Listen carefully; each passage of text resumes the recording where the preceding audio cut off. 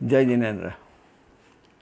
अब हमारी ये कहानी शुरू होती है इस जैन रामायण के जो मूल नायक है, जो महानायक है, श्री भगवान श्री रामचंद्र जी के वंश की। इनके वंश का नाम था रघुवंश।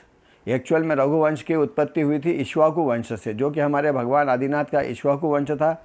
उसके बाद में फिर वो इक्ष्वाकु वंश के दो वंश हुए, चंद्रवंश और सूर्यवंश। बाहुबली का चंद्रवंश और भरत चक्रवर्ती का सूर्यवंश। उस सूर्यवंश का जो आगे जाकर के राजा रघु हुए तो उनके नाम से वो रघुवंश पड़ा।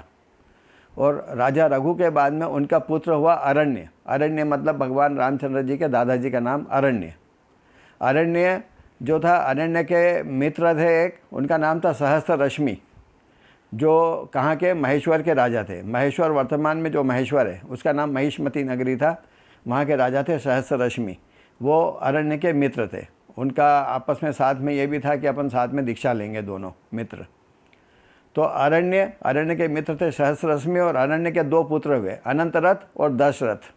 अनंतरथ और दशरथ, जब इन्होंने जो दीक्षा ली थी उस समय दशरथ की आयु सिर्फ 1 माह ही थी, जो रामचंद्र जी के पिताजी हैं दशरथ। और अनंतरथ जो थे वो बाद में अनंत वीर्य मुनि के नाम से प्रसिद्ध हुए, अनंतरथ। इस प्रकार ये जो है राजा रघु के पुत्र अरण्य और उनके पुत्र दो हुए अनंतरथ और दशरथ। दशरथ की बाद में 4 शादियां हुई।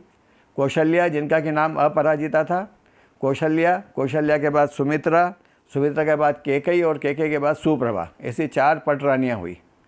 तो जो कौशल्या जो थी उनके पुत्र हुए श्री राम। कौशल्या के बाद में सुमित्रा के पुत्र हुए श्री लक्ष्मण। सुमित्रा के बाद कैकेयी के पुत्र हुए श्री भरत, और कैकेयी के बाद में सुप्रभा के पुत्र हुए श्री शत्रुघ्न जी। इस प्रकार राम, लक्ष्मण, भरत और शत्रुघ्न, ये उनके 4 पुत्र हुए।